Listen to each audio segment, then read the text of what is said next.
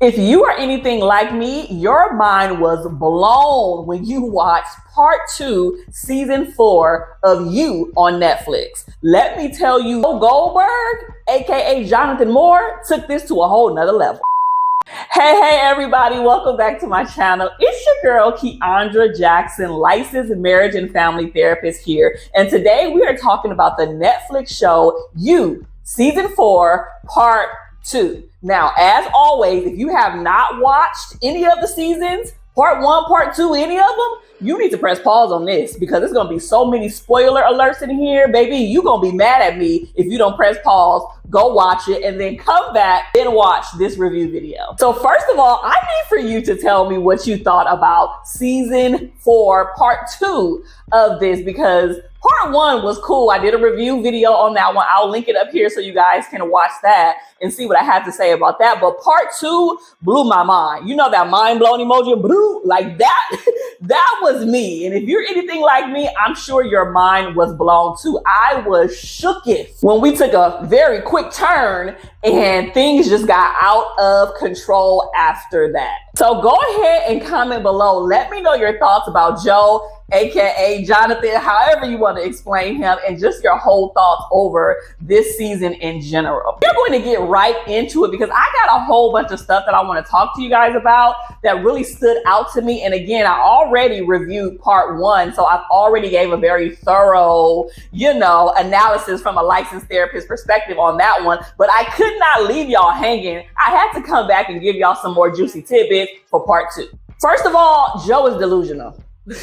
If we didn't already know, it has been confirmed upon confirmed that Joe is straight up delusional. And this is apparent, and this is very obvious with his obsession with Reese. This is actually a term that we know in the psychology space called erotomania. And I hope I'm saying that right, but I'll put the little name on the screen so y'all can read about it. But basically it's when you have an obsession with a public figure or somebody that is in the limelight and you really think that you have a relationship with the person, but you really don't. And you do a lot of communication in weird ways. You do a lot of stalking. You do a lot of weird things in your mind that are not really true. And typically we see erotomania with people who have like this love obsession with a particular public figure. But in this case, I think it applies to Joe because he took his stalking and the ability and the capacity to think that he knew Reese to a completely different level. The fact that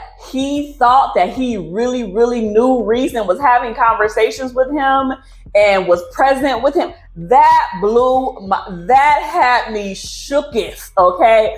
Shooketh. So while everybody is constantly always trying to figure out what Joe's diagnosis is, what that looks like from a mental health perspective, I think we're going to continue to see this evolve and change. But just know that Joe is definitely dealing with a lot of delusion, which is driving his behaviors to a whole different level. Because when you're delusional, things are not really there that you think are there. When you're delusional, people are not really there that you think are there. And so this just drives his obsessive compulsive behavior that we have seen since day one. I don't think that he's to blame. Just as I mentioned in the previous review, this all stems from his trauma growing up. Literally, if you go back to season 1 and how mom got into an issue with, I believe, the stepdad, and he wound up killing him, and then the mama covered for him, and then he went to go be with the other dude, and the other dude used to keep him in a cage, very much the same cages that he keeps other people in today. So all of this is rooted and stemmed from his childhood.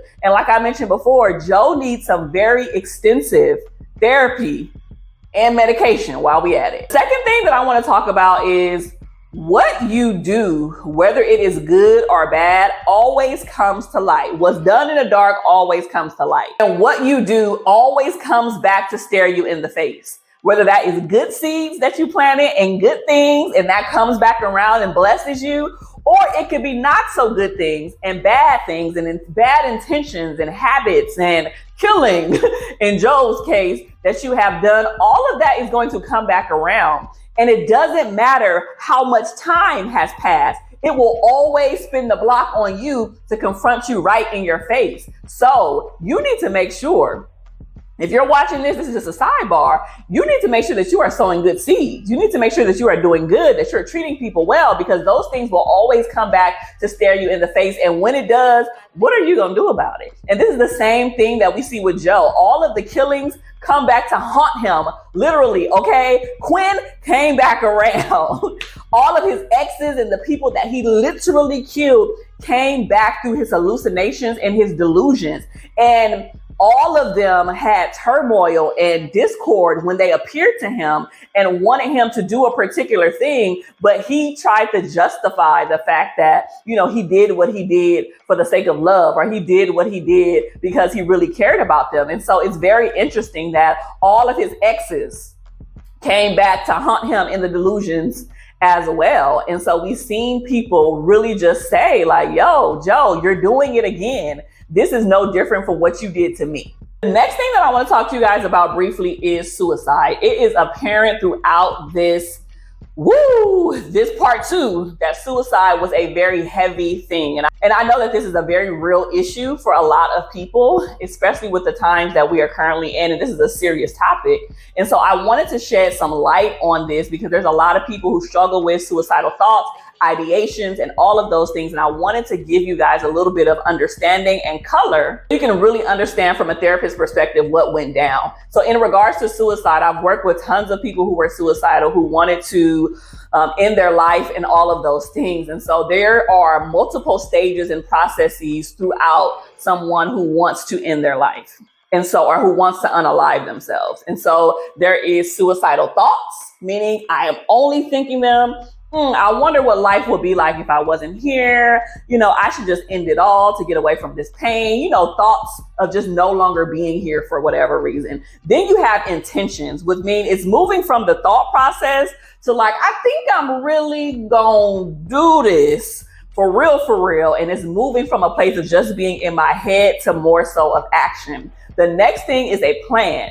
Typically, people who want to for real in their life and who are serious about that and who are serious about unaliving themselves, they have a strategic plan, whether it is dying by jumping off of a bridge, as Joe did, or dying by a lethal method like a gun, or dying by the method of taking pills or doing something of that nature, or slitting their own wrist or throat, you know, all of those things. They have a strategic plan and they have thought it out very thoroughly, most people. And then the next thing is, do they have the means to complete it, right? So if somebody is saying, oh, I have the thoughts, the intention, and the plan to end my life with a gun, do they have access to the gun?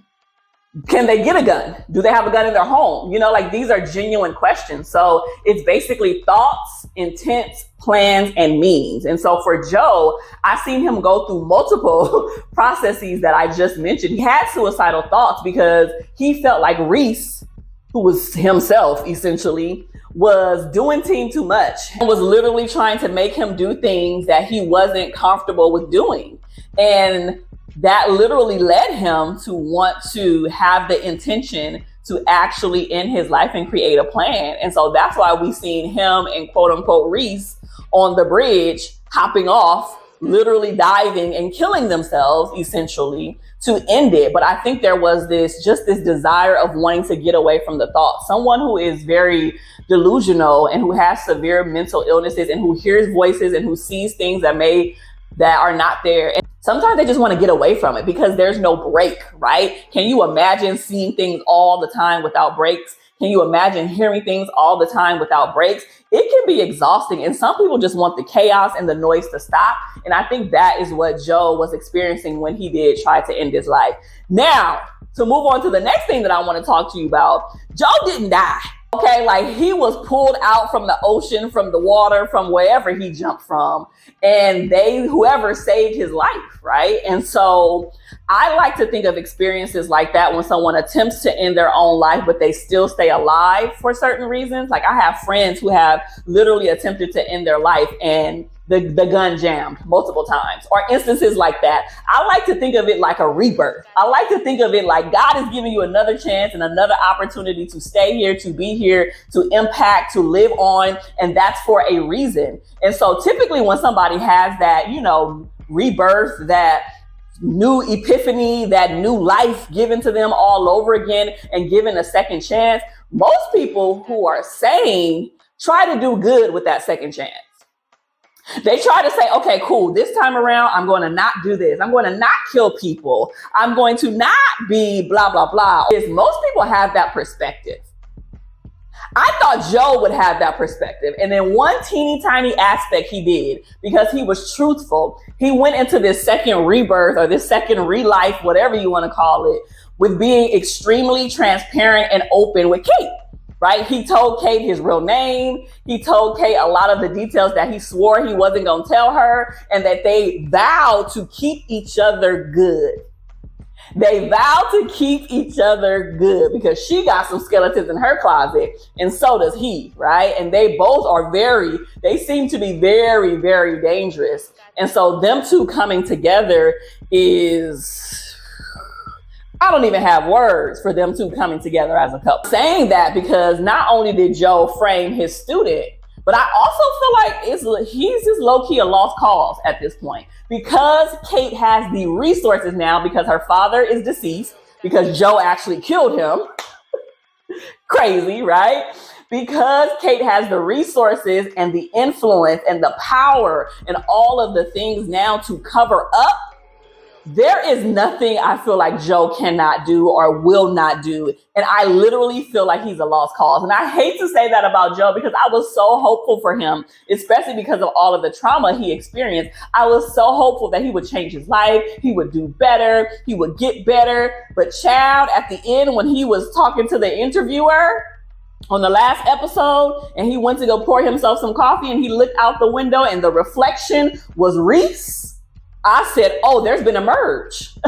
He tried to get rid of Reese, but he actually merged with Reese. And now I don't even know, because now they are one person. And so I am looking forward to seeing what season 5 and season 6. Rumor has it that Penn, who plays Joe, signed up for season 6. So that means we at least got season 5 and season 6 on our hands. I am so interested in seeing how all of this plays out. If you love and are interested in more TV show and movie reviews, make sure to click here to watch some of the other reviews that I have, not just on You, but a whole bunch of other stuff. And listen, stay tuned because I'm gonna be dropping some new ones soon. Be blessed.